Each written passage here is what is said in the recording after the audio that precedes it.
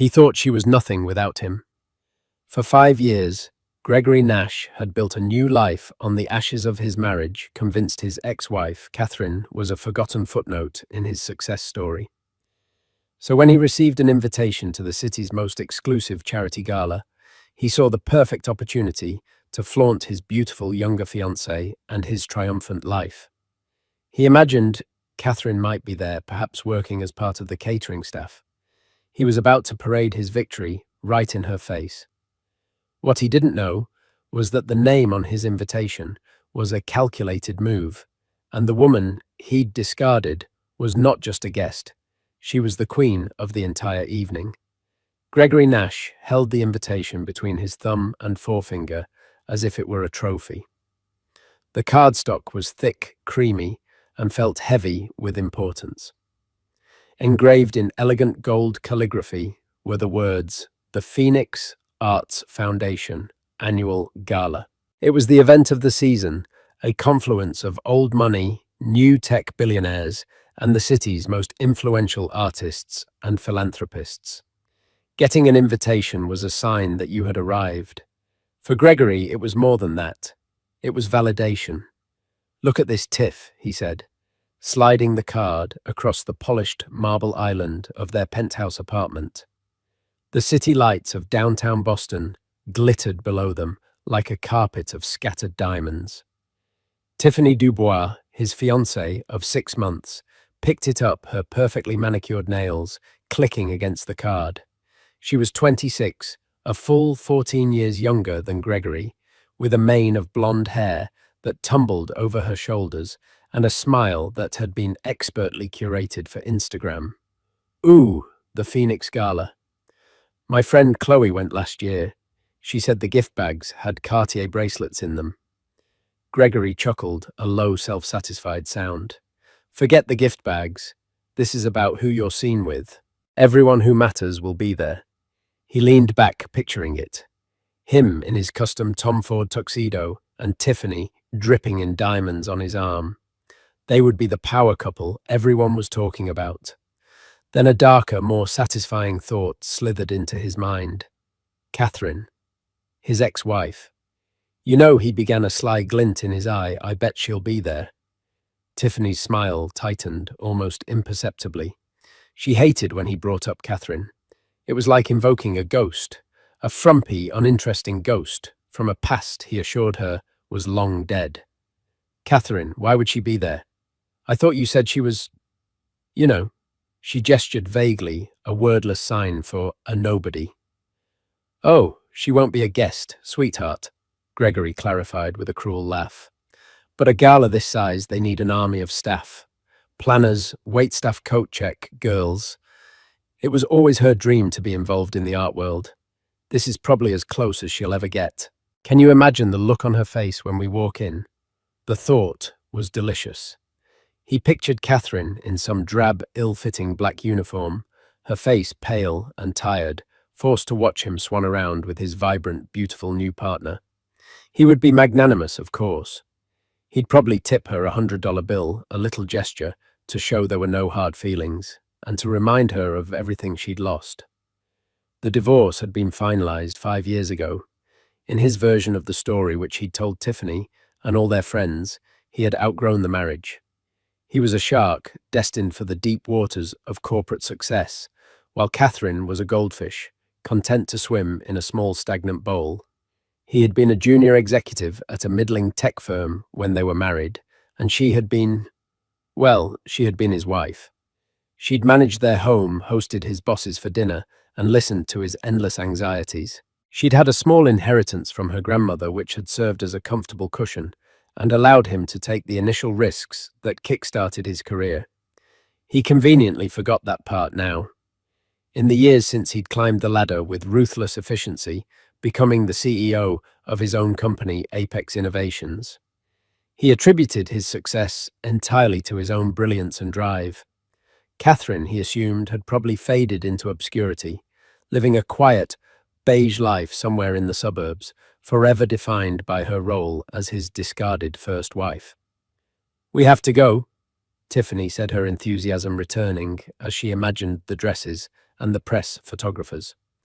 "I'll book an appointment at Vera Wang tomorrow." Perfect Gregory said, his mind already racing. He would spare no expense. They would be flawless. He would find Catherine in the crowd of workers, offer her a pitying smile, and show her exactly what a mistake it was to ever think she could hold him back. The Phoenix Arts Foundation Gala wasn't just a party, it was going to be his victory lap. Meanwhile, across the city, in a quiet, sun-drenched office overlooking the Charles River, Catherine Bennett adjusted her glasses and initialed the final page of a contract. The document confirmed a multi-million-dollar acquisition. Her assistant, a sharp young woman named Paige, stood by. "The final guest list for the gala is confirmed," Ms. Bennett Page said, holding out a tablet. "We've sent the complimentary invitations you requested." Catherine took the tablet and scrolled through the names. Her finger hovered for a moment over one in particular, Mr. Gregory Nash, and guessed. "Is the main stage presentation finalized?" Catherine asked, her voice calm and even. "Yes. Mr. Beaumont is prepared to give the opening remarks and then introduce the Foundation's anonymous benefactor, the Phoenix, who will then give the keynote address." Catherine looked out the window, a thoughtful expression on her face. The Phoenix. It had started as a joke, a name she'd given herself in the dark days after the divorce, as she painstakingly rebuilt her life from the ashes of Gregory's betrayal. She had taken her small inheritance, the one Gregory had always dismissed as pocket money, and guided by a shrewd financial instinct she never knew she possessed, began to invest. She started small in local startups and art collectives, ventures Gregory would have sneered at. But her bets paid off, and then they paid off again. Her firm, CB Ventures, was now one of the most respected boutique investment firms in the city, known for its Midas touch with emerging technologies and arts. She operated with quiet discretion, her name rarely appearing in the press. She preferred it that way. Her work was her focus, her success was her own, and her privacy was her sanctuary. But the Phoenix Arts Foundation was her passion project. She had created it to support the kind of struggling artists she once dreamed of being, before Gregory had convinced her that her dreams were silly and impractical. This year, the foundation was on the brink of collapse until her firm had swooped in with a massive, anonymous endowment. The gala was a celebration of that rebirth. "And you're sure about the seating arrangement?" Catherine asked, handing the tablet back to Paige. Paige smiled.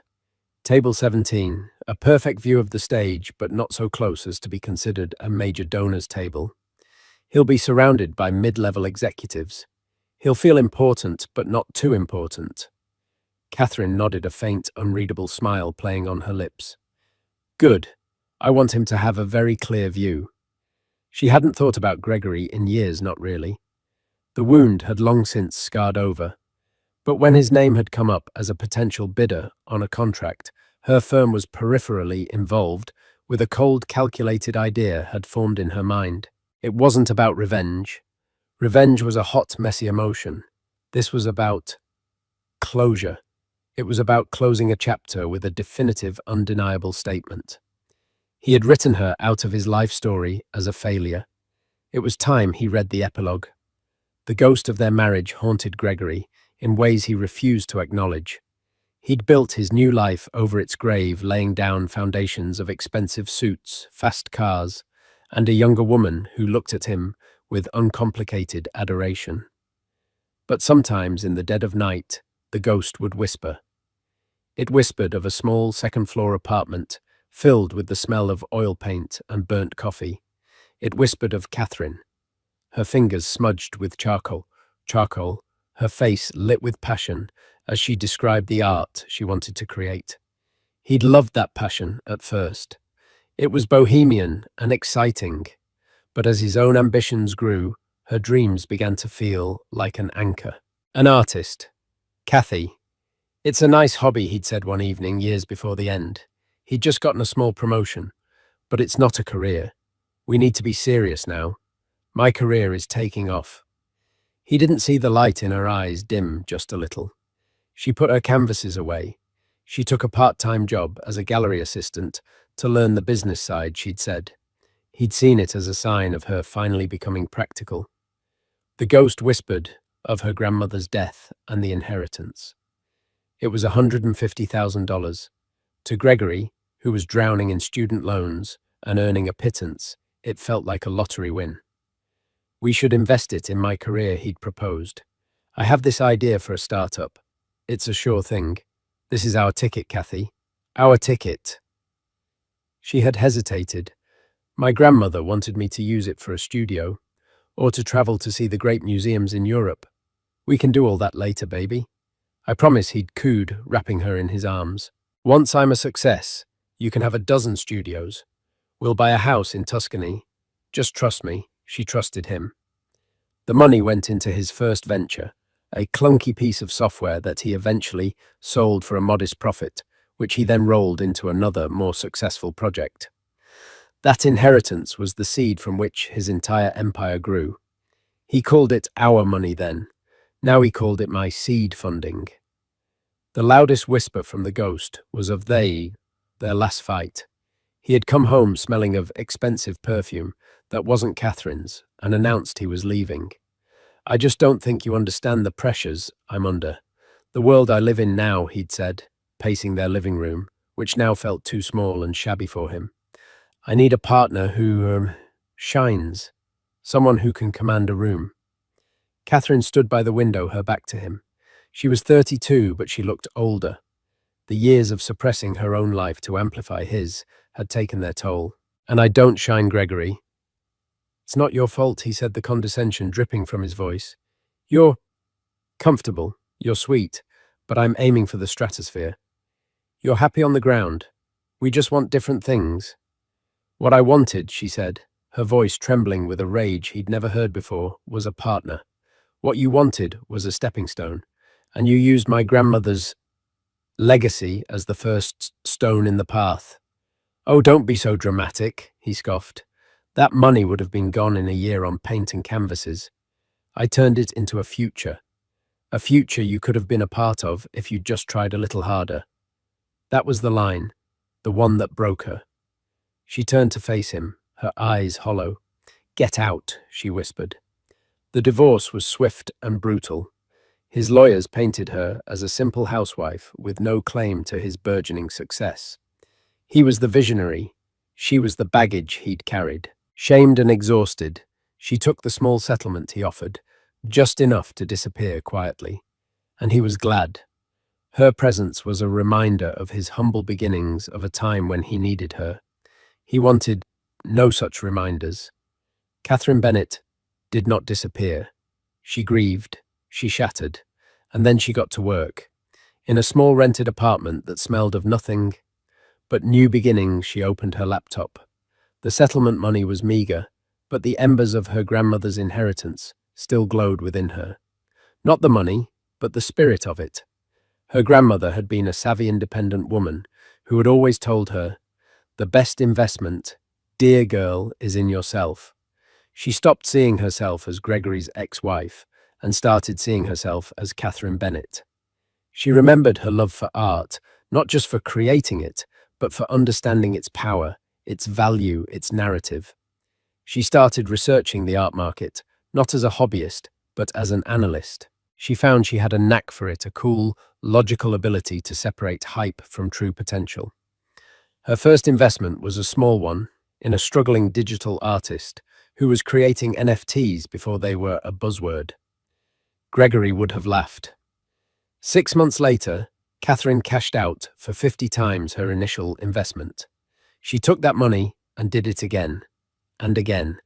She diversified, moving from art to green tech to biotech to innovative software companies that Apex Innovations was too arrogant to notice. She named her firm CB Ventures, a quiet nod to her own identity. She hired a small, brilliant team who were loyal not to a loud CEO, but to her quiet, unerring vision. They didn't build an office in a flashy downtown skyscraper. They chose a restored brownstone in a historic district, a place with character and soul. She never spoke of Gregory. Her new life was a fortress, and his name was not a valid password for entry. She poured her energy into her work and her foundation. The Phoenix Arts Foundation wasn't just charity, it was a promise to her younger self. It was for all the Catherines of the world whose dreams had been dismissed as hobbies. So when Paige had brought Gregory's name to her attention, Catherine felt a stillness descend. It wasn't anger, it was alignment. The universe was presenting her with an opportunity, not for vengeance, but for narrative completion. He had written her out of his story. Now she would write herself back in, not as a character in his drama, but as the author of her own epic. The gala would be the book launch. The night of the gala was a spectacle of choreographed elegance. Valets in crisp uniforms scurried to open doors of arriving Bentleys and Teslas. A river of silk satin and jewels flowed up the grand marble staircase of the Boston Public Library, which had been transformed for the evening into a glittering palace. Gregory and Tiffany made their entrance precisely at 8 o'clock, fashionably late enough to be noticed. Tiffany was a vision in a strapless crimson gown that clung to her like a second skin. A diamond necklace, a recent gift from Gregory, sparkled at her throat. Gregory himself was impeccable in his tuxedo, his silvering temples lending him an air of distinguished authority that he cultivated with great care. "Smile, darling," he murmured, his hand possessively on the small of her back. "The vultures from Boston Magazine are at 9 o'clock. Tiffany beamed, her influencer instincts kicking in. She posed, tilted her head, and laughed as if Gregory had just said the most charming thing in the world. They were a perfect picture of wealth and happiness. Inside the library's main hall was breathtaking. Enormous floral arrangements reached toward the vaulted ceilings, and the air buzzed with the chatter of the city's elite. Waiters circulated with trays of champagne and impossibly delicate canapes. "Now," Gregory said, taking 2 glasses of champagne, "let's do a little reconnaissance." He scanned the room with the air of a general surveying a battlefield. His eyes flickered past the clusters of tech moguls and real estate tycoons, past the celebrated artists and the old money matriarchs. He was looking for someone in a black uniform. He scanned the bar staff, the ushers directing guests, the women managing the coat check. "See her yet?" Tiffany asked, sipping her champagne. "Not yet. Probably hiding in the kitchens, peeling shrimp." Gregory sneered. He was enjoying this far too much. He led Tiffany on a slow, deliberate circuit of the room, greeting people he knew with loud, hearty laughs and firm handshakes. He introduced Tiffany with a proud flourish, "My fiancée, Tiffany Dubois." He was making sure their presence was felt. He wanted the story of their magnificent arrival to ripple through the event, so that when he finally did spot Catherine, she would have already heard he was there. She would have had time to dread the inevitable encounter. They found their assigned table, number 17. It was well placed, with a clear view of the stage. Gregory noted with some satisfaction that they were seated with executives from several well-known firms. Decent company, it solidified his status as an important player, invited and respected. "This is nice," Tiffany commented, admiring the centerpiece. "It's adequate," Gregory replied, already scanning the room again. His obsession with finding Catherine was starting to border on manic. It was the final piece of his perfect evening. He spotted several people he wanted to talk to, including Robert Beaumont, the elderly and incredibly well-respected chairman of the Phoenix Arts Foundation. Beaumont was holding court near the stage, surrounded by a group of people who listened to him with rapt attention. Gregory decided to make his way over there later. An association with Beaumont would be a valuable social asset. An hour passed. Tiffany was growing bored of the search. She was more interested in taking selfies with a semi-famous actress she'd spotted near the Rawber. "Greg, can you just relax?" she said, touching up her lipstick. "If she's here, we'll see her. Let's just enjoy ourselves." You're right, he said, though his eyes continued to dart around the room. It was then that he saw her. But it was all wrong. She wasn't in a uniform. She wasn't carrying a tray. She was standing near the grand staircase in conversation with Robert Beaumont himself. And she wasn't just talking to him, she was making him laugh. A deep, genuine laugh. Catherine was wearing a gown of deep emerald silk that shimmered under the chandeliers. It was simple, elegant, and screamed couture. Her hair, which he remembered as a non-committal brown, was now a rich chestnut, styled in a sophisticated chignon. A pair of stunning diamond and emerald earrings were her only jewelry. She wore glasses, not the frumpy ones he remembered, but a stylish modern pair that framed her intelligent eyes. She looked powerful, poised. She held a champagne flute with an easy grace, her posture perfect. She looked nothing like the woman he had left. The ghost he had imagined, pale, tired, and defeated, was nowhere to be seen. In her place was a stranger, a woman of breathtaking confidence. Gregory froze his champagne flute halfway to his lips. His mind struggled to process the image. It had to be a mistake, a look-alike. But then she turned her head slightly, and the light caught the curve of her smile. It was her. There was no doubt. "What is it?" Tiffany asked, following his gaze. "Did you find her?" Gregory didn't answer. He just stared, a cold knot of confusion, and something else, something that felt dangerously like dread, tightening in his stomach. Robert Beaumont placed a paternal hand on Catherine's arm and gestured toward the stage, saying something that made her nod seriously. Then she saw him. Her eyes met Gregory's from across the crowded room. Her polite smile didn't falter. She didn't look shocked or hurt or intimidated. She simply looked at him, a flicker of cool acknowledgement in her gaze, and then she gave a slow, deliberate nod, as if she had been expecting him all along. Then she turned back to her conversation with Robert Beaumont, dismissing him as easily as one might dismiss a passing waiter. The blood drained from Gregory's face. The narrative he had so carefully constructed for the evening, his triumphant return, her humiliating servitude crumbled into dust in an instant. "That's her," Tiffany whispered, her voice laced with disbelief. "That's Catherine." The woman she was looking at was not the frumpy, pathetic ghost from Gregory's stories. This woman was an alpha. Tiffany suddenly felt a pang of insecurity, her bright red dress feeling garish and loud next to the quiet elegance of the woman in green. "There must be some mistake," Gregory muttered, more to himself than to Tiffany. "She must be dating someone. Some rich old man who bought her a ticket." Yes, that had to be it. She was someone's arm candy, a well-kept mistress. It was the only explanation that made sense, the only one that allowed him to maintain his sense of superiority. He clung to that thought like a drowning man to a raft. He just had to find out who her sugar daddy was. Then he could reassert his dominance. He set his jaw. The game had changed, but he was still determined to win. Armed with his new theory, Gregory felt a surge of his old confidence return. Catherine wasn't powerful. She was propped up by someone else. That was a weakness he could exploit. He would unmask her, reveal her for the kept woman she surely was, and restore his own position at the top of the food chain. "Come on," he said to Tiffany, taking her hand. His grip was a little too tight. "Let's go say hello."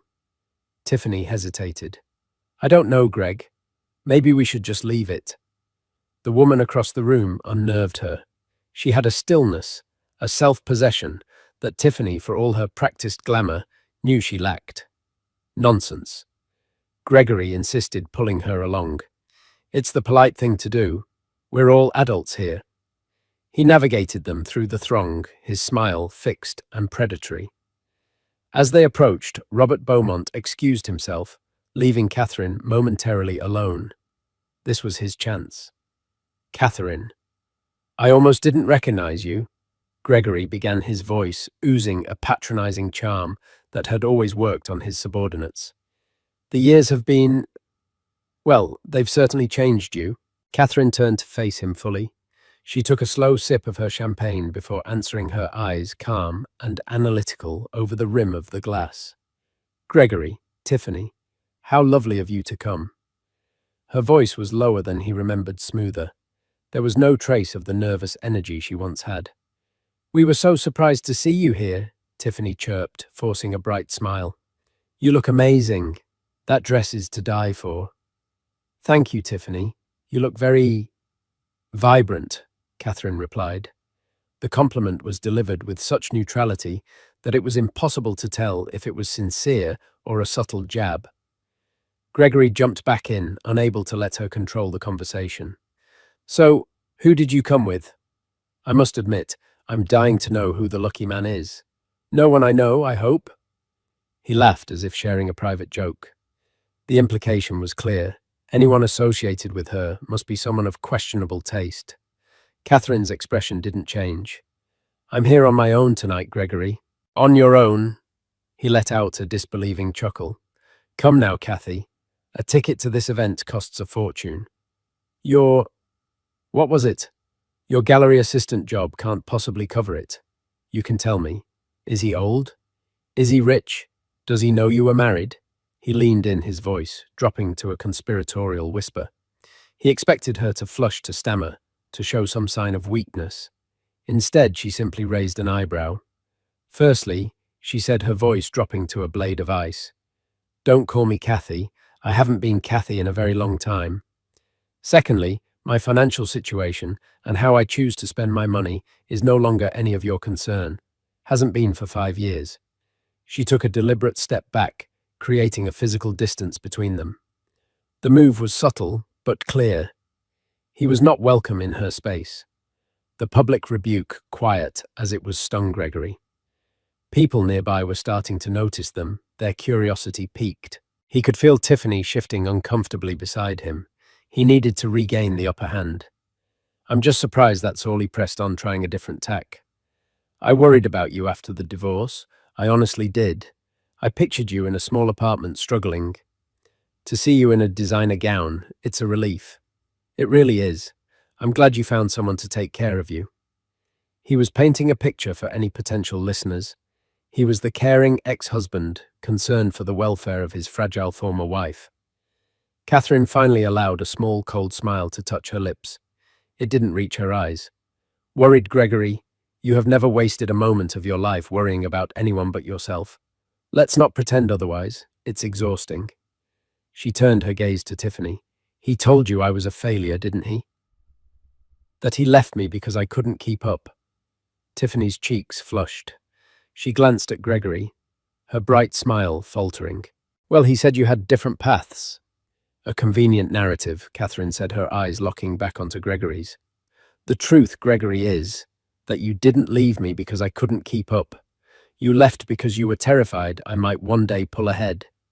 A small gasp escaped Tiffany's lips. Gregory felt a surge of pure fury. How dare she? How dare she say that in front of Tiffany, in front of all these people? "That's ridiculous," he hissed. "You were painting canvases in a spare room. I was building an empire." "Were you?" Catherine asked, her voice deceptively soft. "Or were you just cashing a check that my grandmother wrote?" The color drained from Gregory's face. He had no response. It was the one fact, the one foundational truth he could never erase. Her pocket money had been his launchpad. Before he could formulate a reply, a man in a sharp suit approached them. "Ms. Bennett, Mr. Beaumont is asking if you're ready. The presentation starts in 5 minutes." Catherine nodded at the man. "Thank you, Miles. I'll be right there."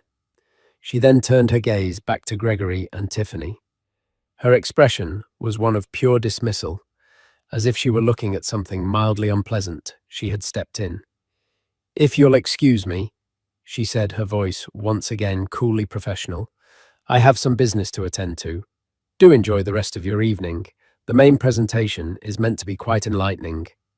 With a final, chillingly polite nod, she turned and walked away, her emerald dress flowing behind her like the train of a queen. She didn't look back. Gregory stood frozen, his hands clenched into fists at his sides. The exchange had lasted less than 5 minutes, but he felt as if he'd just been run over by a truck. He had come looking for a fight with a ghost, and had found himself in the ring with a heavyweight champion. What the hell was that? Tiffany whispered, her eyes wide. What did she mean? My grandmother wrote. She's twisting things. She's delusional. Gregory stammered, his mind reeling. But the lie sounded weak even to his own ears. Catherine had not seemed delusional. She had seemed dangerously sane. He watched her walk towards the stage where she spoke briefly with the event staff and Robert Beaumont. They deferred to her. They listened to her. They treated her like she was in charge. A cold, terrifying suspicion began to crawl up his spine. Her confidence, her dress, her presence here, her cryptic final words. The main presentation is meant to be quite enlightening. It couldn't be. It was impossible. But as he stood there, humiliated and confused, the knot of dread in his stomach told him that the evening's true horror had only just begun. The 5 minutes before the presentation were the longest of Gregory's life. He and Tiffany returned to their table in a tense, suffocating silence. The jovial atmosphere of the gala suddenly felt menacing. The laughter of the other guests grated on his nerves. Every glance in their direction felt like a judgment. She was lying, Gregory said, more to convince himself than Tiffany. She's trying to get under my skin. It's a pathetic attempt at revenge. Tiffany said nothing. She picked at a loose thread on the linen napkin. The image of Catherine's face, calm, intelligent, and utterly unimpressed, was burned into her mind. The story Gregory had fed her for years about his mousy, unambitious ex-wife was rapidly disintegrating. The woman she had just met was formidable. And Tiffany had a sinking feeling that she, with her flashy dress and rehearsed smile, had been sized up, weighed, and found wanting in a matter of seconds. Gregory tried to recover his composure. He was Gregory Nash, CEO of Apex Innovations. He was a success. He belonged here. He attempted to engage the man sitting next to him, a VP of marketing from a well-known software company. Gregory Nash, Apex Innovations, he said, extending a hand. Paul Weber. Good to meet you, the man replied, shaking his hand politely. Apex. Huh. You guys are trying to land the CB Ventures integration contract, aren't you? Heard it's a game changer. Gregory's chest puffed out. This was familiar territory. We're the front runners. CB Ventures is a tough nut to crack, very private, very discerning, but they know we're the best.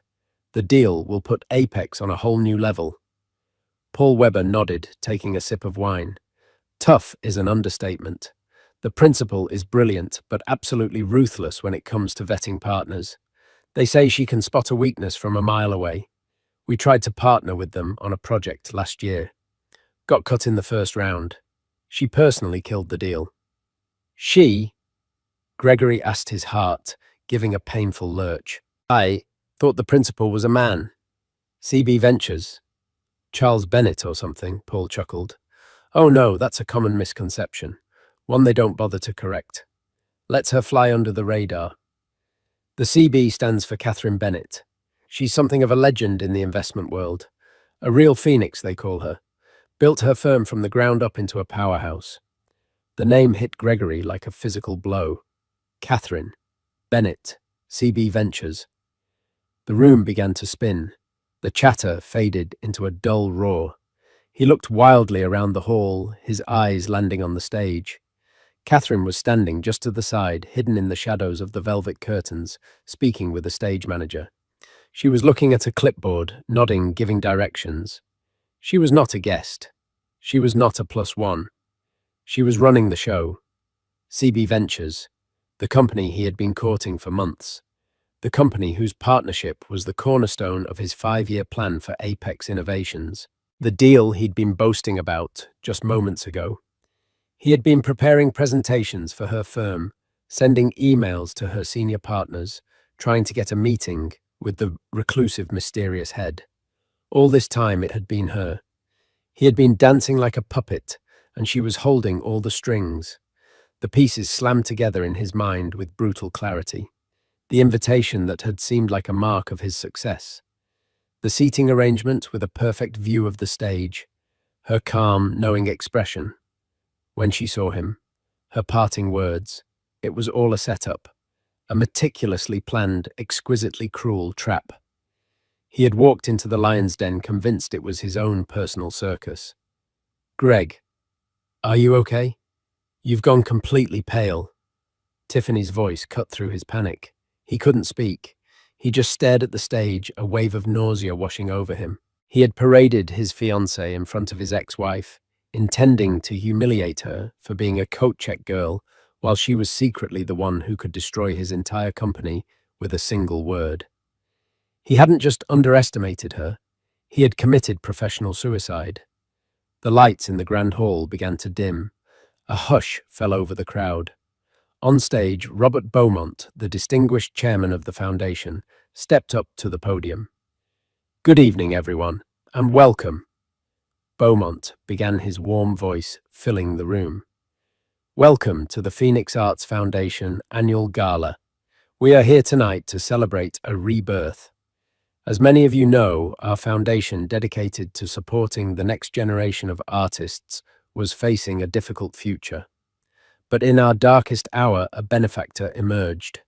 Someone who believes, as we do, that talent is the most precious resource we have, and that it must be nurtured." Gregory felt a cold sweat break out on his forehead. He wanted to run to disappear, but he was pinned to his chair by the weight of 1,000 pairs of eyes. This benefactor chose to remain anonymous, asking only to be known by a name that perfectly symbolizes our journey. The Phoenix Beaumont continued. The crowd murmured in appreciation. "With a single transformative gift, the Phoenix has not only saved our foundation, but has given us the means to expand our mission beyond our wildest dreams. Tonight, for the first time, our benefactor has agreed to step out of the shadows." Gregory's heart was hammering against his ribs like a trapped bird. He knew what was coming. He felt Tiffany's hand grip his arm, her nails digging into his sleeve. She knew it too.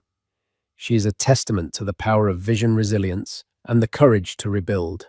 She is a giant in her own field, a champion of the arts, and the reason we are all here tonight. Ladies and gentlemen, it is my profound honor to introduce to you the heart and soul of the new Phoenix Arts Foundation, the founder and CEO of CB Ventures, Ms. Catherine Bennett.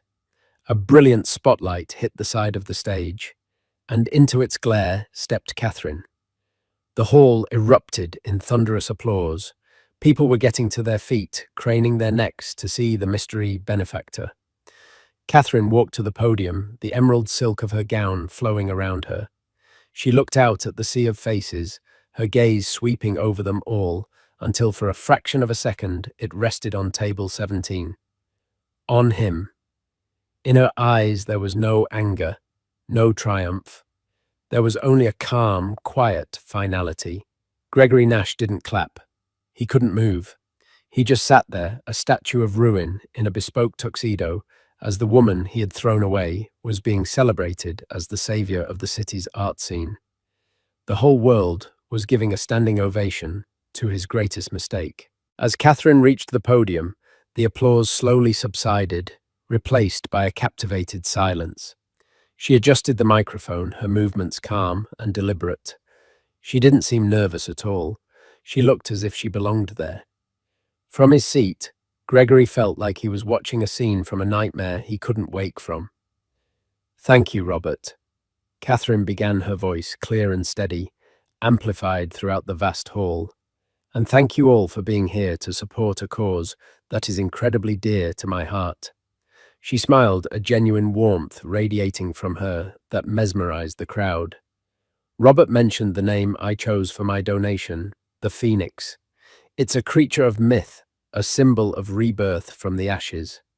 We all face moments in our lives that feel like fires, moments that burn down everything we thought we knew about ourselves and our world. The loss of a job, the end of a relationship, the failure of a dream. Her eyes scanned the audience, making everyone feel as if she were speaking directly to them. But Gregory knew. He knew every word was a perfectly aimed arrow, and his heart was the target. "After my own fire, many years ago, I found myself in the ashes," she continued, "and I had a choice. I could stay there covered in soot and mourn what was lost, or I could try to find what was left. What I found was a small, smouldering ember, a belief in potential. The potential that lies dormant in ideas, in businesses, and most importantly, in people, especially when others have written them off. A wave of murmurs rippled through the audience. People were nodding, captivated by her story. Beside Gregory, Tiffany had let go of his arm. She was staring at Catherine, her mouth slightly agape, a look of dawning comprehension and horror on her face. I started my firm, CB Ventures. Catherine said, her voice gaining strength, with a simple philosophy to invest in overlooked potential. We look for the artist no one has heard of yet, the tech idea that everyone else thinks is too niche. We look for the value that others are too blind or too arrogant to see. The word arrogant hung in the air. Gregory felt it land like a physical slap.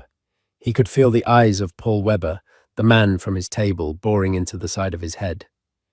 This foundation is the ultimate expression of that philosophy, Catherine went on, her passion evident. Because what is an artist, if not overlooked potential? They are people with visions, with stories to tell, who are often told their dreams are impractical hobbies. She paused, letting the words sink in. They are told to be serious, to get a real job, to stop playing and support someone else's more important ambition. It was verbatim, a direct quote from a conversation they'd had a decade ago. Gregory felt the blood rush to his head, a hot flush of shame and fury. She was laying the entire architecture of their private failure bare for the whole world to see. But she was doing it so skillfully, so elegantly, that only he would understand the full, devastating depth of the indictment. We are here tonight to say no to that, Catherine declared, her voice ringing with conviction. We are here to provide the fuel for their creative fires. We are here to give them the studios they were promised, the travel to see the world's great art, the resources to build their own futures, not just to serve as a stepping stone for someone else's. Tiffany gasped audibly this time. She turned to look at Gregory, her eyes wide with accusation. The story about the inheritance, the studio, the broken promises, it was all real. He hadn't just left his wife, he had plundered her dreams to build his own. Catherine was nearing her conclusion. So, when you look at the new wing of the museum, this foundation will build, or when you see a young artist's work on a gallery wall, I want you to remember that it is a testament to second chances. It proves that ashes are not an ending. They are fertile ground from which something new and often something far more beautiful and powerful can rise. She looked directly, unequivocally at table 17. Her face was serene, but her eyes held a glint of steel. It is a reminder that true value is not always loud and flashy. Sometimes it is quiet. Sometimes it is dismissed. And sometimes she paused for effect, letting the silence stretch. It is the very thing you discard that becomes the one thing you can never get back. The hall exploded. The applause was deafening, a roar of approval and admiration. People were on their feet again, cheering for this incredible woman, this phoenix who had shared her inspiring story. It was a triumph. For Gregory, it was an execution. He was trapped in the spotlight of her success. Every clap, every cheer was a nail in his professional coffin. He had boasted to a man at his table about the CB Ventures deal, a deal that was now not just dead, but a public monument to his own spectacular misjudgment. He had brought his young fiancée to witness his power, and instead, she had witnessed his complete and utter emasculation. Tiffany was no longer looking at him. She was staring at Catherine, who was being embraced by Robert Beaumont on stage. The look on Tiffany's face was a mixture of awe for Catherine and a profound, curdling disgust for him. In that moment, Gregory knew he hadn't just lost a business deal. He had lost everything. The illusion of his success, the foundation of his new relationship, his very identity as the winner, it all lay in smoking ruins at Catherine Bennett's feet. He sat motionless amidst the standing ovation, the sound of the applause washing over him, like the roar of an oncoming tidal wave ready to sweep him away entirely. The rest of the evening passed in a blur of surreal horror for Gregory. He and Tiffany sat in stunned silence as person after person, CEOs, investors, city council members, made their way to the stage to congratulate Catherine and pledge their support. Her speech had opened the floodgates of donations. She hadn't just saved the foundation, she had made it the premier philanthropic cause in the city. Gregory felt 1,000 eyes on him. People who had greeted him warmly earlier now offered brief, pitying glances, or worse, avoided his table altogether. Paul Webber, the man he had boasted to, had quietly moved to another seat. The news of Gregory's connection to Catherine and the clear public rebuke in her speech was spreading through the room like wildfire. He had to get out. "We're leaving," he muttered to Tiffany, his voice hoarse. Tiffany didn't respond. She stood up, smoothing down her crimson dress, which now felt cheap and desperate. She looked at Gregory, and for the first time there was no adoration in her eyes. There was only cold, clear contempt. "You're a fraud, Gregory," she said, her voice low and shaking with fury. "Everything about you is a fraud. You built your entire life on her money and her dreams, and then you tried to shame her for it. You're pathetic." She turned and walked away, without a backward glance, leaving him alone at the table. He watched her go, but felt nothing. The sting of her words was lost in the gaping, catastrophic wound Catherine had inflicted. He stumbled out of the gala, avoiding the main exit, and slipped out a side door into the cool night air. The city lights seemed to mock him. He had come here tonight to be a king and was leaving as a court jester, the punchline of a joke he had written for himself. The following Monday was a bloodbath. His phone buzzed with a notification. It was an official press release. CB Ventures announces strategic partnership with Omnicorp Dynamics. Omnicorp was his biggest rival. The deal he'd called a sure thing had gone to them. The article mentioned Catherine Bennett by name, praising her shrewd decision-making. Then came the call from his board of directors. They had heard about the gala. They had seen the press release. His credibility, they informed him in cold corporate language, was compromised. His leadership was now a liability. They asked for his resignation. By noon, Gregory Nash was no longer the CEO of Apex Innovations. Broken and desperate, he did the one thing he could think of.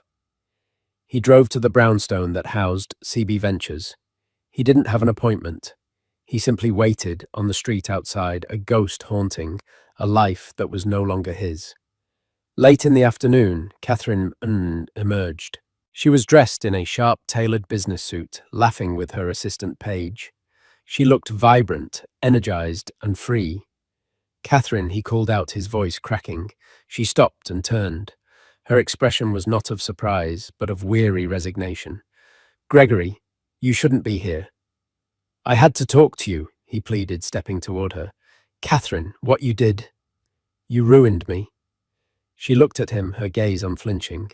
"No, Gregory, I didn't ruin you. I just stopped propping you up. You did the rest all on your own. You built a life on a lie, and a lie is a heavy thing to carry. Eventually, it collapses under its own weight. My company, my fiancée, it's all gone." He whispered the words, tasting like ash. "Was this what you wanted? To destroy me?" Catherine was silent for a long moment, studying his face as if he were a puzzle she had finally solved. "No," she said, her voice softer now, tinged with a distant sadness. "What I wanted was for you to see me, really see me, not as your meek little wife or as a ghost from your past, but as who I am. I thought if you saw that, maybe you'd understand the magnitude of what you threw away. But I realize now, you're incapable of seeing anyone but yourself." She sighed, a final exhalation of a past she was truly done with. "I don't hate you, Gregory. I don't feel anything for you at all. And that is the real end of our story. Goodbye." She turned and walked away, her heels clicking decisively on the pavement, leaving him standing alone on the sidewalk. He watched her go, a titan of an industry, She had built herself a phoenix who had truly risen. He, on the other hand, was just a man, left in the cold, surrounded by the ashes of a life he had torched with his own arrogance. He had no one to blame but himself. Catherine Bennett's story isn't just about revenge. It's a powerful testament to self-worth and resilience. She didn't just get even. She got ahead on her own terms by investing in herself when the person closest to her wouldn't. Gregory Nash learnt the hard way that when you underestimate someone, you're not just insulting them, you're revealing your own blindness. The world is full of Catherines, quiet forces, with immense potential, waiting to be unleashed. What do you think is the most powerful form of comeback? Is it public success or private peace? Let us know your thoughts in the comments below. What happens when the man who swore to love you forever discards you like last season's fashion? What do you do when he not only cheats, but has the audacity to text you by mistake that his new flame is an upgrade? For Cassandra Davenport, the answer wasn't tears or despair. It was a cold, calculated fury that money could fuel and revenge could satisfy. This isn't just a story about a broken heart. It's a story about a woman who was underestimated, a man who was blinded by arrogance, and a multi-million-dollar lesson in what it truly means to be upgraded. The end of Cassandra and Leo Fordham's marriage didn't come with a thunderous crash, but with the quiet, unassuming buzz of a cell phone left on a bedside table. It was a Tuesday morning, the kind of brilliantly ordinary day that lulls you into a false sense of security. Sunlight smelling of freshly cut grass from the gardener's work below their penthouse apartment streamed through the floor-to-ceiling windows, illuminating dust motes dancing in the air. Cassandra, at 32, possessed a quiet elegance that was often mistaken for fragility. She had the kind of inherited grace that came from generations of old money, but she'd worked hard to shed the skin of a Davenport heiress to become simply Mrs. Fordham. She had wanted a real life, a real marriage built on love and mutual respect, not on the foundation of her family's formidable fortune. She managed a small independent art gallery downtown, a passion project that gave her a sense of purpose outside the towering shadow of her family's real estate empire. Leo, charming and ambitious, had been her escape. A senior analyst at a prestigious investment firm, he had the hunger and drive that she, having never needed to strive for anything, found intoxicating. He'd pursued her with a relentless, all-consuming passion that made her feel seen for herself, not for her last name. He'd promised her a world they would build together brick by brick, his ambition and her heart as the mortar. For 7 years, she believed in that promise. She hosted his work dinners, charmed his bosses, and celebrated his every promotion as if it were her own.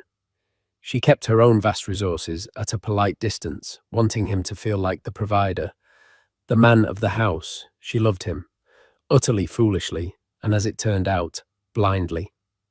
That Tuesday, Leo was in the shower, the hiss of hot water, a familiar soundtrack to their mornings. His phone lying next to a half-empty glass of water buzzed again. It was a message notification. Usually she respected his privacy, but a flicker of something intuition, perhaps, or the slow, dawning poison of suspicion that had been seeping into her heart for months, made her glance at the screen. The sender was Bianca Reed. The name was unfamiliar. The message preview was damningly clear. Bianca Reed last night was insane. Can't stop thinking about you. You really are the full package. When do I get to see my man again? The air in Cassandra's lungs turned to ice. It was a physical sensation, a painful freezing of her blood that started in her chest and spread to the tips of her fingers. Her breath hitched. My man. The words echoed in the silent, sun-drenched room. She stood motionless, her hand hovering over the phone. Every instinct screamed at her to stop, to walk away, to pretend she hadn't seen it. But she couldn't. With a trembling finger, she unlocked the phone. Leo, in his infinite carelessness, had never bothered to change the passcode from their anniversary date. There it was, A thread of messages, stretching back months, explicit photos, lavish promises, conversations filled with a passion and excitement that had long faded from her own marriage. They talked about trips, about a future, about how much better life was without the ball and chain. But it was the message Leo had sent just last night, after a charity gala they had attended together, that broke her. Cassandra had felt beautiful that night in a sapphire gown that matched her eyes. Leo had been attentive, his hand on the small of her back. It had felt for a fleeting moment like old times. A lie. It had all been a lie. She scrolled up to his sent messages, and there it was, a message clearly intended for Bianca that he must have accidentally sent to a group chat with his work friends before deleting it. But one of them, a man named Derek, had screenshotted it and sent it back to him with a string of laughing emojis. The screenshot was what Cassandra was now staring at. Leo Fordham. Dude, you saw her? Bianca is a total upgrade. Younger, hotter, and she actually appreciates what it takes to be a winner. Cassie is classic, like a vintage car. Beautiful to look at, but you don't want it as your daily driver. Upgrade. The word slammed into her with the force of a physical blow. It wasn't just the cheating, it was the dismissal. The calculated cruelty. 7 years of her life, her love, her support, reduced to a vintage cum. She had intentionally parked her Rolls-Royce life to be his supportive Ford sedan, and he had the audacity to call another woman a sleeker model. The sound of the shower turning off snapped her back to reality. Her heart hammered against her ribs, a wild, trapped bird. She placed the phone back on the nightstand exactly as it was. Her hands were surprisingly steady. The initial shock was morphing, solidifying into something cold, hard, and heavy in her gut. It felt like a block of granite settling where her heart used to be. Leo walked out of the bathroom, a towel slung low on his hips, steam billowing around him. He smiled the easy, confident smile that had once made her weak in the knees. Now it looked like a mask. Morning, beautiful, he said, leaning in to kiss her. Cassandra turned her head slightly, so his lips brushed her cheek instead of her mouth. She felt a wave of revulsion so strong it almost made her gasp. Morning, she replied, her voice a monotone she didn't recognize. You have a message? He glanced at the phone, then back at her, a flicker of something panic in his eyes. He snatched it up.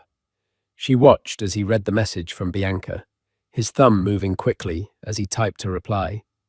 He didn't try to hide it. He didn't seem to care that she was watching. The arrogance was breathtaking. So she began, her voice dangerously quiet. Who is Bianca Reed? Leo didn't even flinch. He set the phone down and began to dry his hair, with another towel, his movements deliberate. Look, Cass, I was going to talk to you about this. Were you? The question was laced with ice.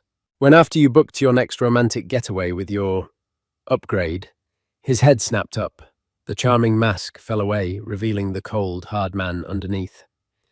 You went through my phone. It wasn't a question. It was an accusation. You left it on the nightstand. She countered, her gaze unwavering. You called me a vintage car, Leo. Something beautiful to look at, but not what you want to drive every day. He had the decency to look momentarily ashamed, but it passed quickly, replaced by a defensive anger. It wasn't supposed to be for you to see. It was a stupid guy talk thing. And the months of messages, the photos, the plans for a future, was that all guy talk too? He sighed, running a hand through his damp hair. It was a gesture of performative frustration, as if she were the one being unreasonable. This wasn't working, Cassie.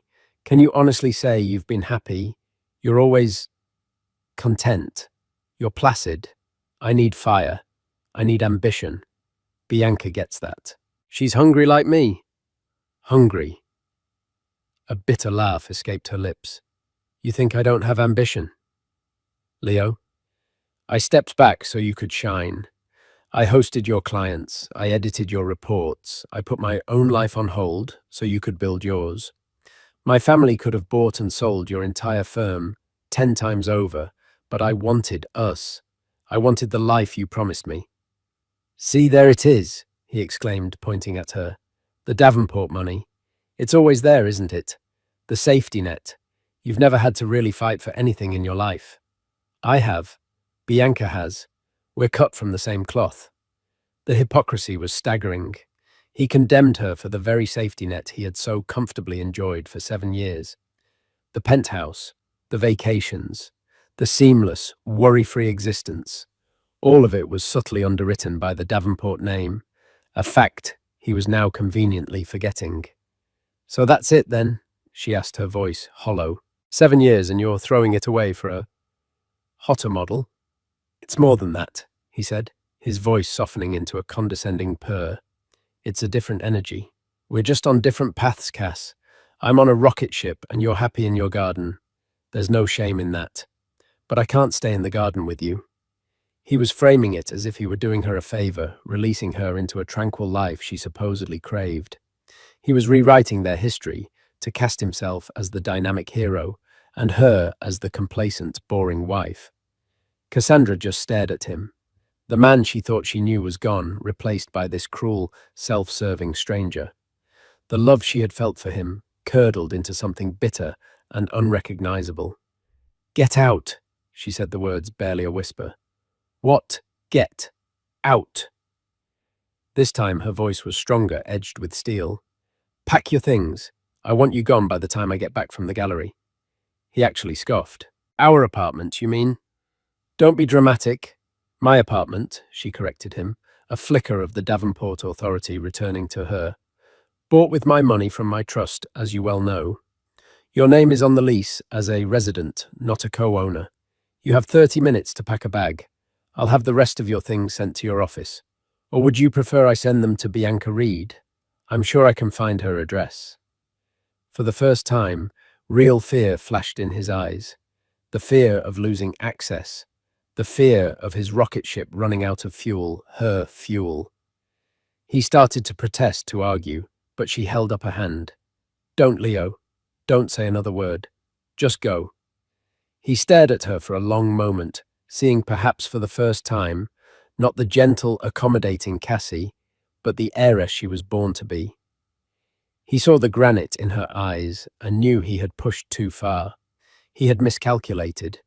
He had assumed her love was unconditional and her spine was made of jelly. He was wrong. Without another word, he turned, grabbed a duffel bag from the walk-in closet, and began throwing his designer suits and expensive watches into it, with angry, jerky movements. Cassandra walked out of the bedroom and into the vast living room. Her body began to tremble, the adrenaline fading, leaving behind a deep seismic shock. She wrapped her arms around herself, sinking onto the plush white sofa. The sun was still streaming in, the day still brilliantly, cruelly ordinary. Her life, the one she had so carefully built, had been demolished in the span of 10 minutes. She laid her head back, closed her eyes, and for the first time allowed a single hot tear to trace a path down her cheek. It was a tear not of sadness, but of rage. An upgrade. He'd called his mistress an upgrade. A strange, cold clarity began to dawn in her mind. Fine. He wanted an upgrade. She would show him what a real upgrade looked like. He thought she was a vintage car. He had no idea what kind of engine she had under the hood. The Fordham chapter of her life was over. The Davenport chapter was about to begin. Later that afternoon, after Leo was gone and the silence of the penthouse was deafening, a wave of nausea washed over her. She chalked it up to stress and grief. It happened again the next morning, and the morning after that. A small, persistent thought began to nag at the back of her mind. She counted the weeks. With a dawning sense of disbelief, she realized she was late. Her hands shook as she opened the pregnancy test 2 days later. She sat on the cold marble floor of her bathroom, waiting for the 3 longest minutes of her life to pass. She didn't know what she wanted the result to be. Part of her prayed it was negative, a clean break. Another part, a deeper, more primal part, yearned for it to be true. She finally picked up the stick. Two stark pink lines. Pregnant. She was pregnant with the child of the man who had shattered her heart and called her obsolete. All the cold fury, all the plans for revenge, suddenly felt insignificant next to this. Another wave of nausea hit her, but this time it wasn't from grief. It was morning sickness. A new life was growing inside her, a life she would have to protect. Her resolve, which had been hardening since that fateful morning, now solidified into diamond. This was no longer just about her pride. It was about her child's future. It was about ensuring that Leo Fordham, the man who saw people as assets to be traded and upgraded, would never underestimate her or her child again. Her revenge would not just be swift and satisfying. It would be generational. It would be legendary. The first phone call Cassandra made was not to her parents or her friends, but to a number she hadn't dialed in years. It was the private line of Alistair Finch, the man who had served as her father's most trusted legal counsel and consigliere for over 40 years. Mr. Finch was a relic from a different era, a man who wore three-piece suits, communicated in crisp, precise sentences, and possessed a mind like a steel trap.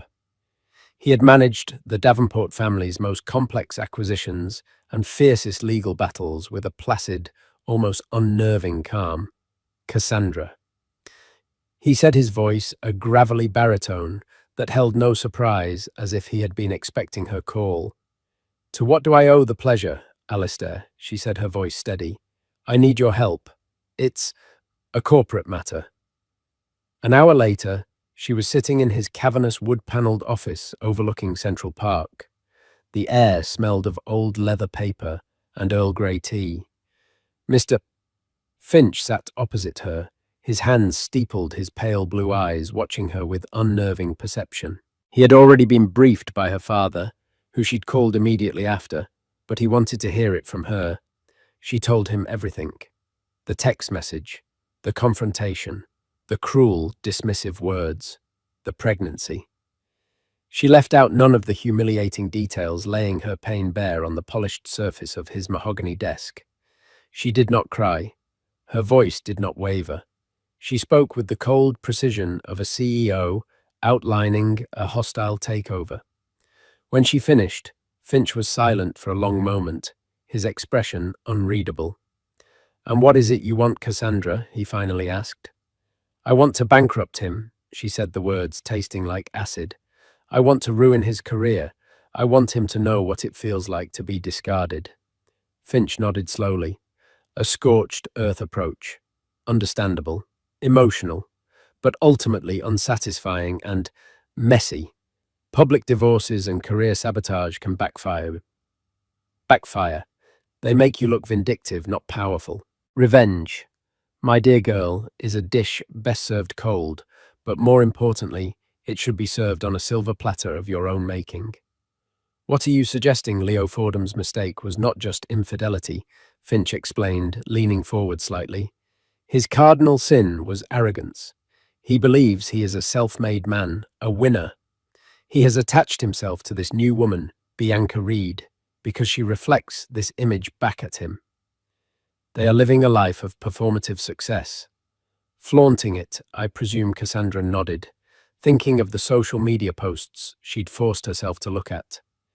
Leo and Bianca, clinking champagne glasses on a rooftop bar. Bianca showing off a new diamond bracelet, captioning it, "Spoiled by my man." Their location tags were a tour of Manhattan's most exclusive hotspots. For the past week, they seemed to have taken up semi-permanent residence at one place in particular, the Grand Majestic Hotel on Fifth Avenue. It was an iconic old-world establishment known for its opulent suites and discerning clientele. It was also where Leo had proposed to her. The irony was a bitter pill. "They're staying at the Grand Majestic," she said, her voice tight. A slow smile spread across Alistair Finch's thin lips. It was a terrifying sight. "Oh, are they now? How perfect. Perfect." The Grand Majestic, Finch mused, looking out the window. A fine establishment, part of the Sterling Hospitality Group, a publicly traded company. Their stock has been underperforming lately. Board is getting restless. Rumors of a shakeup. He turned his gaze back to her. Leo believes his power comes from his job, his perceived wealth. But that's not true power. Real power is ownership. It's the ability to change the rules of the game because you own the entire board. A spark ignited in Cassandra's mind. You want me to buy Sterling Hospitality stock? No. Cassandra Finch, said the smile, widening. That's what Leo would do. A small, clever play. You are a Davenport. You don't play. You conquer. We are going to buy the hotel. Cassandra stared at him, stunned. Buy the Grand Majestic. The whole hotel, precisely. Not through a public bid. That's too slow, too noisy.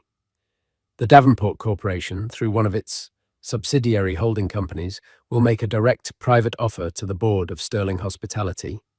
An offer so overwhelmingly generous for this one specific underperforming asset that they would be fiscally irresponsible not to accept it.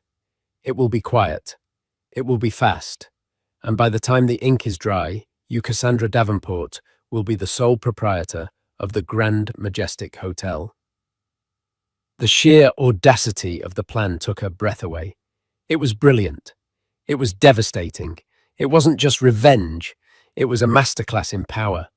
Leo was playing checkers in the hotel bar, and she was about to buy the building it was in. He will be living in my house, she whispered, the realization dawning on her. As your guest, Finch corrected gently. And guests, as we know, are subject to the rules of the house. For the next 2 weeks, Cassandra threw herself into the plan with a ferocity she hadn't felt in years. This was the world she was born into, the language of leveraged buyouts and holding companies she had learned at her father's knee. It felt like coming home.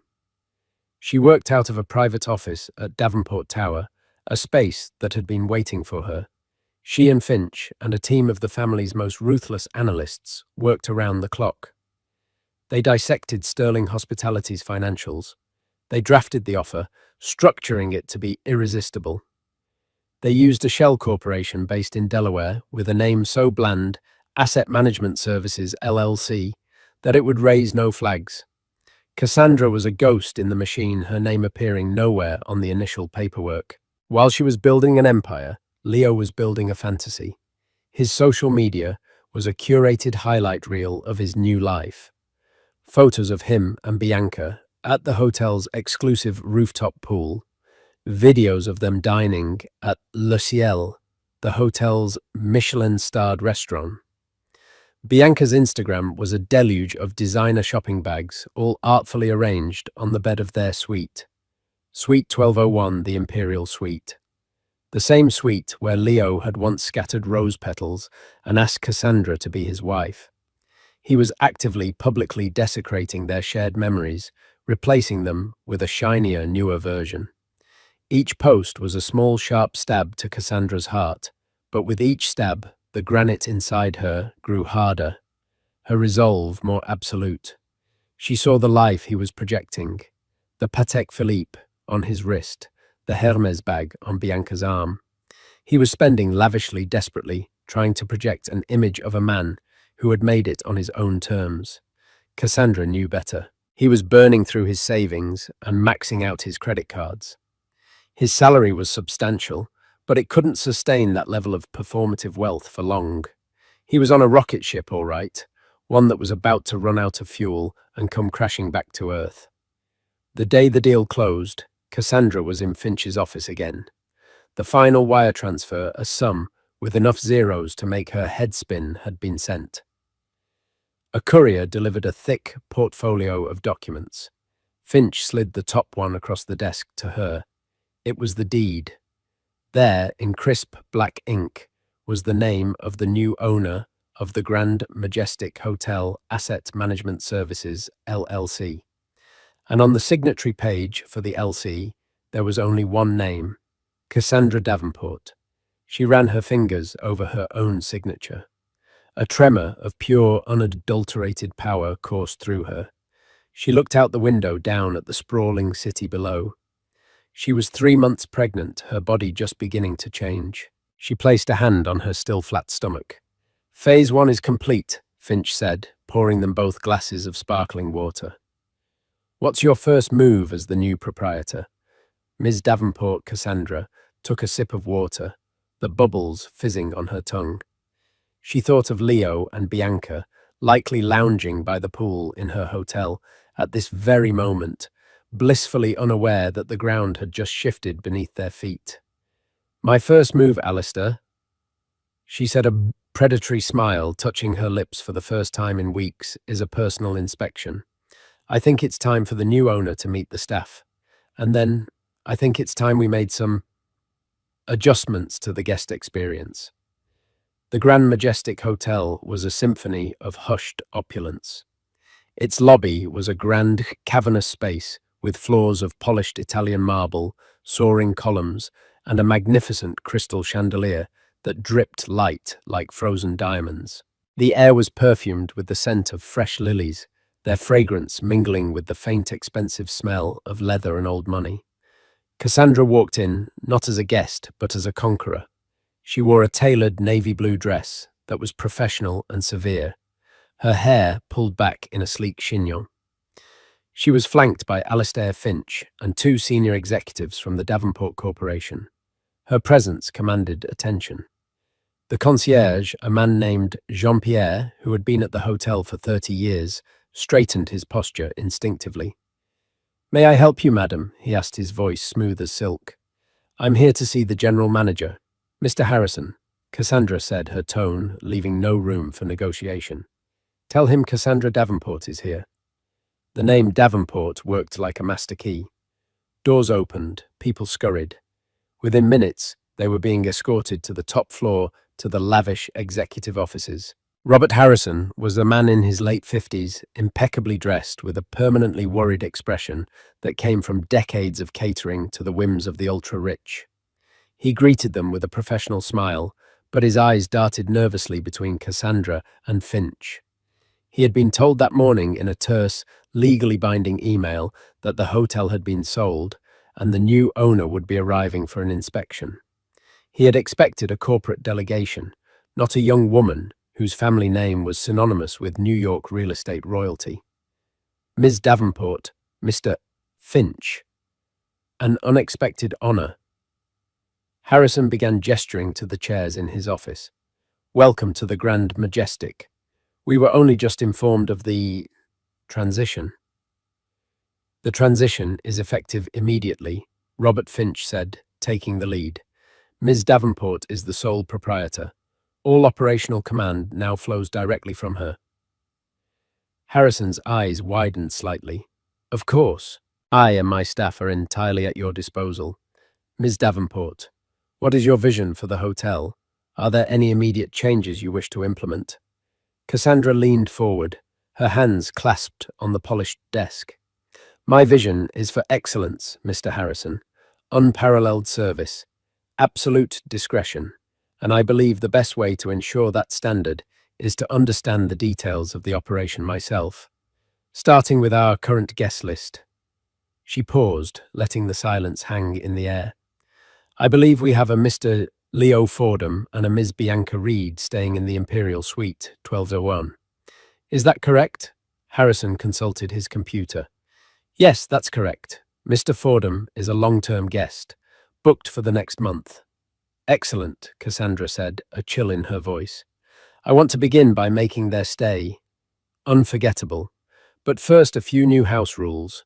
Effective immediately, my authority overrides all existing reservations and guest preferences. My instructions are to be followed to the letter without question and with the utmost discretion. No one is to know the hotel has a new owner until I decide to announce it. Is that understood?" "Perfectly, Ms. Davenport," Harrison said, already sensing the tectonic shift in power. "Good," Cassandra replied. "Now regarding Mr. Fordham and Ms. Reed, I believe they have a dinner reservation at Le Ciel tonight at 8 p.m. "Yes, their usual table by the window." "Cancel it," Cassandra said simply.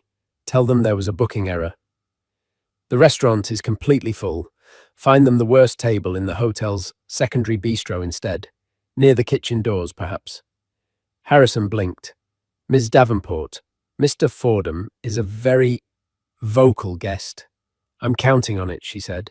Also, I noticed they have a couple's massage scheduled at the spa tomorrow morning. Yes, the VIP suite. A pipe has burst in the spa's VP suite, Cassandra said, her face a mask of stone. A terrible shame. All appointments there are cancelled for the foreseeable future. I'm sure they can squeeze into the public sauna. One by one, she began to dismantle their perfect, curated world. It was death by 1,000 paper cuts. That evening, Leo and Bianca descended from their suite, dressed for a grand dinner. Bianca was in a glittering backless gold dress, her phone already in hand, ready to document their fabulous meal. Leo, exuding confidence, strode up to the hostess at Le Ciel. Fordham party of 2, he announced. The hostess, a young woman who had been thoroughly briefed by Mr. Harrison, gave him a polite, apologetic smile. I'm so sorry, sir, but I don't seem to have a reservation under that name. That's impossible, Leo scoffed. I have a standing reservation. We were here 2 nights ago. Check again. I have checked, sir. There seems to have been a system glitch. We are completely booked for a private event this evening. Leo's face began to flush with anger. This is unacceptable.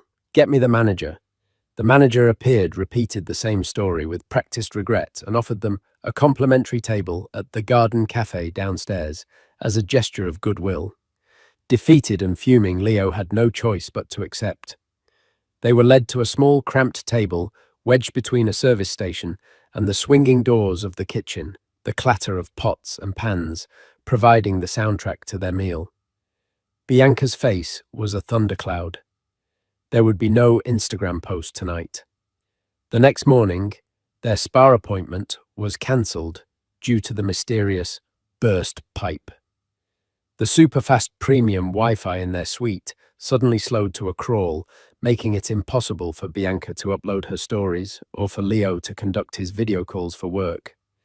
When he called the front desk to complain, he was met with a maddeningly cheerful but utterly unhelpful response. We're experiencing network-wide issues, sir. Our technicians are working on it. We appreciate your patience. The small inconveniences began to mount. The room service orders were consistently wrong. A steak ordered medium rare arrived well done. A bottle of expensive champagne was inexplicably replaced with Prosecco. Their laundry was returned a day late.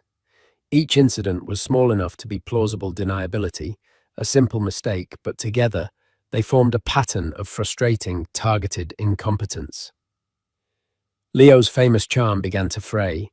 He was constantly on the phone with the front desk, his voice growing louder and more belligerent with each call. He saw it as a personal slight from an incompetent staff, a failure to recognize his importance. Bianca, whose entire existence was predicated on a seamless, luxurious aesthetic, was becoming increasingly agitated. This place has gone to the dogs. Leo, she complained, staring at her phone as it struggled to buffer a video.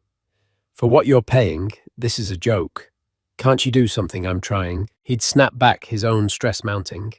He had an important presentation coming up and was counting on the hotel's prestige and services to woo a potential client.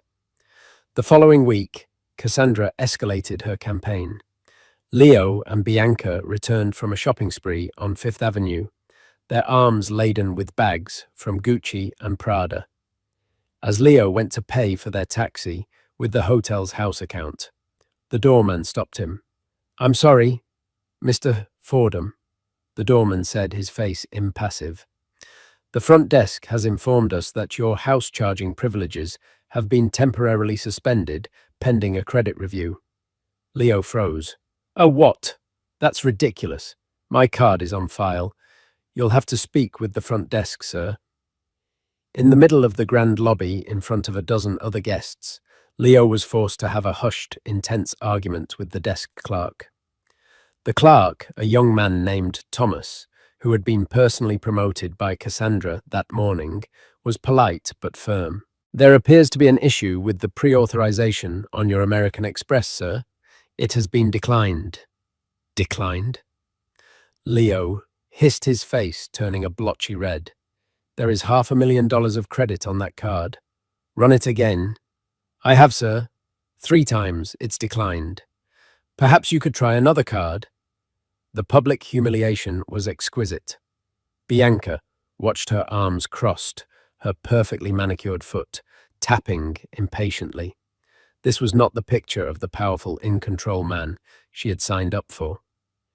Fumbling for his wallet, Leo pulled out another card, which was grudgingly accepted. But the damage was done. A seed of doubt had been planted in Bianca's mind. Cassandra watched the whole scene from a security monitor in her new office, a small, satisfied smile on her face. Beside her, Mr. Harrison stood looking pale. He is going to have a full-blown meltdown, Ms. Davenport. I certainly hope so, Robert Cassandra replied, taking a sip of her chamomile tea. Phase 2 is about to begin. I believe Mr. Fordham has booked the main ballroom for a client presentation and cocktail party. Next Friday, yes. A very important event for him, I understand. He's trying to land the Oakhaven account. Excellent, she said. Make sure everything is perfect for his event. The best food, the best champagne, extra staff. Spare no expense. Let him believe he is finally getting the service he deserves. Harrison looked confused. You want us to help him? I want him to feel confident. Cassandra clarified, her eyes gleaming with a cold fire. I want him to feel like he is on top of the world, because the higher he climbs, the more devastating the fall will be. On Friday night, Robert and I will be attending the party, and I will be introducing myself to his guest of honor. And then, I'm going to have him evicted. The Grand Majestic's sovereign ballroom was not merely a room, it was a testament to enduring power. Tonight it had been molded to reflect the aspirations of one man, Leo Fordham. The vast space was bathed in a golden buttery light from 3 colossal chandeliers, their thousands of crystals refracting the glow onto the faces of Manhattan's financial elite. The air, thick with the scent of expensive perfume, and the hotel's signature white lilies, buzzed with the low hum of influential conversations. A string quartet, nestled in a velvet-draped alcove, played Vivaldi with a subdued elegance that served as the perfect sophisticated backdrop for the clinking of champagne flutes and the murmur of multi-million-dollar deals. At the gravitational center of this universe stood Leo. He was more than a host. He was a sun king in his court. Dressed in a bespoke Tom Ford tuxedo, he radiated an aura of pure, unadulterated triumph. Everything, after a week of inexplicable frustrations, had fallen perfectly into place. The hotel staff, once seemingly incompetent, now moved with a balletic grace, anticipating every need. His presentation to the Oakhaven Capital executives that afternoon had been a masterstroke of confidence and charisma. Now, all that remained was to seal the deal amidst this stunning display of his own success. He placed a proprietary hand on the small of Bianca Reed's back. She was his ultimate accessory, a living work of art in a crimson gown that seemed poured onto her flawless figure. She played her part to perfection, her laughter bright and melodious, her head tilted just so, looking at him with an adoration that fueled his already incandescent ego. For Bianca, this night was the ultimate validation. The brief, unpleasant turbulence of declined credit cards and faulty room service had been forgotten. This, the glamour, the power, the envy in the eyes of other women, was the reality she had invested in. This was Leo, the winner, proving his worth. Incredible event, Fordham rumbled Mr. Peterson, the CEO of Oakhaven Capital. He was a man built like a bulldog with shrewd eyes that had witnessed the rise and fall of countless ambitious young men. You certainly know how to make an impression. This hotel, it's a statement in itself. Leo's smile was wide and genuine. Only the best for Oakhaven, sir. He said, his voice smooth as the aged scotch in Peterson's glass. I consider the Grand Majestic my home away from home, The service is unparalleled. You just have to know how to command it. He felt a surge of satisfaction at that last line. He had commanded it, and the hotel had bent to his will. He was the master of this domain. He allowed his gaze to sweep across the room, a conqueror surveying his territory. He thought, for a fleeting, triumphant moment, of Cassandra. He pictured her in their old apartment, her apartment, now probably curled up with a book, living her quiet beige life. He felt a brief, condescending flicker of pity. She couldn't understand this world, this thrill. She was the safe harbor, and he was the battleship destined for glorious combat on the open sea. He had made the right choice. Bianca was his future. This party was his coronation. He felt utterly, completely invincible. It was then that the atmosphere in the ballroom began to shift. It wasn't a sudden change, but a slow, subtle alteration in the ambient energy, like a drop in barometric pressure before a storm. It started near the grand double doors at the entrance. Conversations closest to the entryway faltered for a beat. Heads turned. A ripple of whispers began to spread inward, moving through the crowd like a silent current. Into the golden light stepped Cassandra Davenport. She was a vision in black. Where Bianca was a fiery, attention-seeking spectacle, Cassandra was a cool, dark void of elegance that drew all light into it. Her gown was deceptively simple, a column of midnight silk that fell to the floor without embellishment. Her only jewelry was a river of diamonds around her neck, a piece so magnificent it silenced all other attempts at adornment in the room. Her hair was swept back, revealing the clean, proud lines of her face, and her expression was one of serene, unnerving calm. She wasn't entering a party. She was taking possession of a space. She was flanked by Alistair Finch, his silver hair and stoic presence lending her an additional layer of gravitas. They didn't rush. They paused for a moment, their eyes scanning the room, two predators identifying their prey. Leo saw her. The champagne flute in his hand felt suddenly slick with sweat. His heart gave a painful lurch, a violent, sickening thud against his ribs. It was like seeing a ghost, but a ghost more vibrant and alive than anyone else in the room. What was she doing here? His mind raced, scrambling for an explanation. Was she trying to make a scene? Beg him to come back? The arrogance was so ingrained that even in his shock, he assumed her presence must revolve around him. But she wasn't looking at him. Her gaze swept past him as if he were part of the furniture. Her target was clear. With a calm, deliberate pace, she began to move through the room, a path parting before her, as guests, recognizing the Davenport name and the power it represented, stepped aside. She was heading directly for Mr. Peterson. Peterson, a contemporary of her father's, watched her approach, his gruff expression softening into one of genuine warmth and surprise. He'd known Cassie since she was a girl, attending these functions on her father's arm. "Cassie, my dear girl." What a pleasant surprise, he boomed, his voice cutting through the nervous quiet. He took her hand, patting it warmly. "I haven't seen you since that fundraiser in the Hamptons. You look wonderful. Your father must be very proud." "Miss Peterson, it's lovely to see you," Cassandra said. Her voice was perfectly modulated, carrying easily across the space without her having to raise it. It was the voice of someone accustomed to being listened to. "I hope you're enjoying the evening. I trust my staff is taking good care of you." The question landed. Peterson's bushy eyebrows shot up. He looked from Cassandra's placid face to the impeccable waiters and back again. The proprietary tone was unmistakable. "Your staff?" He asked the single word, dripping with curiosity and dawning realization. Leo felt the blood drain from his face. He finally moved, stumbling forward, as if breaking free from a trance, his carefully constructed composure shattering. "Cassie, what is this? What are you doing here?" Only then did she finally turn her gaze on him. It was not the look of a scorned woman, not angry, not hurt, not vengeful. It was worse. It was the detached, clinical look a scientist might give a specimen under a microscope. It was a look of such profound, chilling indifference that it stripped him bare.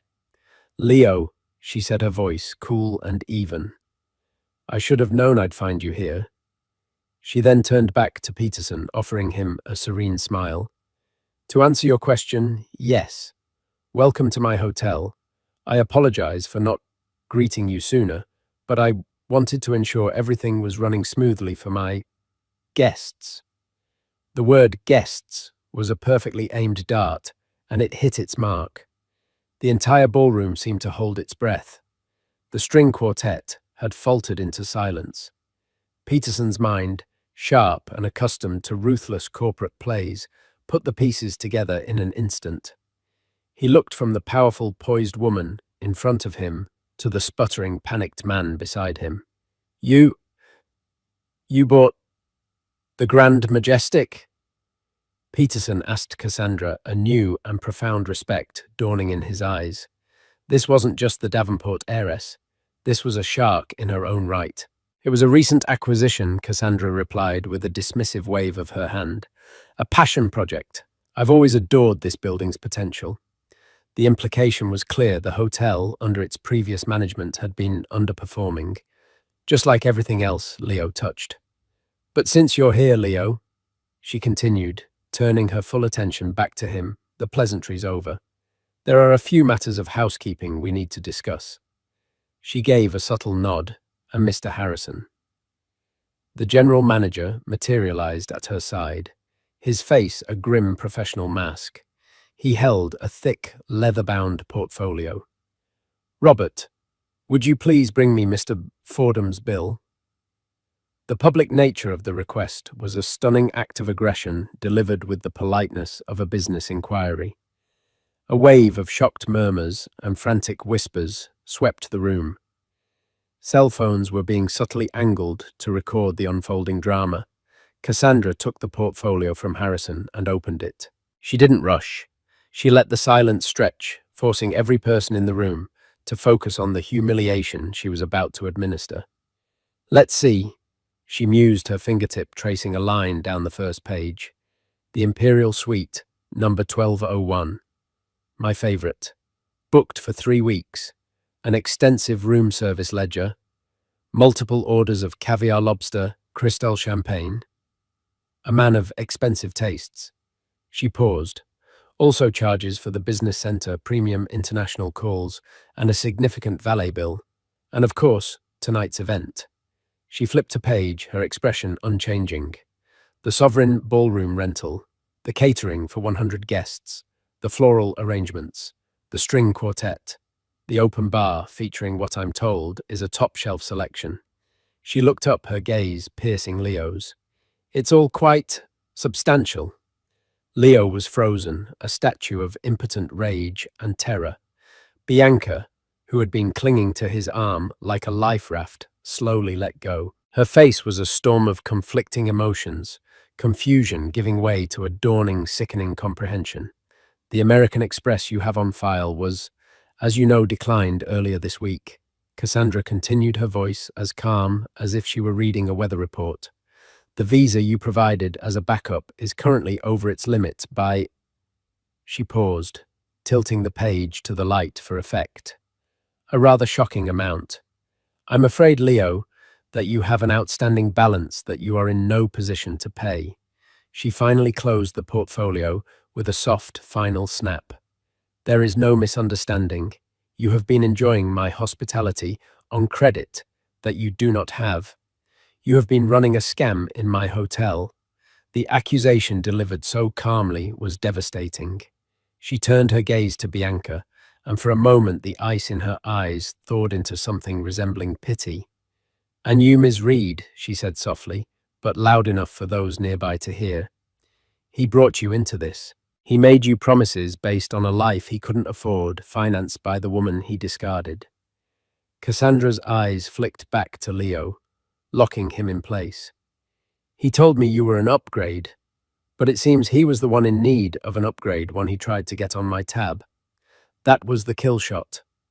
Bianca's face went blank with shock, then hardened into a mask of cold fury. The Hermes bag, the crimson dress, the illusion of being the chosen one. It all evaporated, revealing the cheap, hollow reality underneath. She wasn't a prize. She was collateral damage in a pathetic con. She looked at Leo, not with heartbreak, but with the utter contempt one reserves for a bad investment. Leo, she whispered the single word, an indictment. When he could only stare dumbstruck, she made her decision. With a composure that mirrored Cassandra's, Bianca turned on her heel and walked away, her head held high. She didn't run. She simply exited the scene, cutting her losses, disappearing into the crowd without a backward glance. The last of Leo's support structure had crumbled. He was alone, exposed under the glare of 100 pairs of eyes. Cassandra gave another almost imperceptible nod. "Robert," she said, her voice ringing with the clear, cold authority of ownership. "Please have security escort Mr. Fordham to his suite. They will allow him 1 hour to pack his personal belongings. Have the luggage held at the bell desk until the bill is settled in full, and then have them escort him off my property." She took a step closer to Leo, close enough that only he could hear her next words. "Your stay at the Grand Majestic is over," she whispered, before raising her voice to a steely, resonant tone that echoed through the silent ballroom. "Checkout time is now." 2 uniformed security guards who had been waiting discreetly by the doors moved forward. They were large men, but they moved with a quiet professionalism that was far more intimidating than any overt aggression. They flanked Leo, their presence a silent, immovable verdict. Mr. Peterson watched the scene with a grim fascination, then turned to Cassandra with a slow, deliberate nod of respect. The Oakhaven deal was not just dead, it was a cautionary tale he'd be telling for years. As the guards gently but firmly began to lead him away, Leo's composure finally shattered completely. He looked at Cassandra, his face a desperate plea. All the arrogance was gone, replaced by the raw terror of a man who had lost everything in a single, perfectly executed maneuver. Cassandra met his gaze. She didn't smile, she didn't gloat. She simply held his eyes, letting him see the full, devastating scope of his miscalculation. Then slowly, she placed a protective hand over her still flat abdomen, a silent, secret acknowledgement of the real reason for her fight, the future she was protecting. It was the final move in a game of chess he never even knew he was playing. Then she turned her back on him. She turned back to Mr. Peterson, back to the party, back to her world. The gesture was absolute. She was dismissing him, not just from the ballroom, but from her life. The string quartet, taking their cue from Mr. Harrison, hesitantly began to play again. The spell was broken. The party, her party, would continue, and Leo Fordham was already a ghost. In the end, it was never just about the hotel. It was about reclaiming a narrative. Cassandra Davenport showed the world, and more importantly herself, that her value was not determined by a man's approval. She transformed her deepest heartbreak into her greatest power move, not with screaming or tears, but with the silent, deadly precision of a balance sheet and a deed. She proved that the ultimate upgrade isn't a new partner, it's a new version of yourself, one that is unapologetically powerful, fiercely independent, and in complete control of her own story. Her son would be born, not into a story of betrayal, but into the legacy of a mother who built an empire from the rubble of a broken heart. What did you think of Cassandra's epic revenge? Could you ever go to such lengths? Let us know your thoughts in the comments below.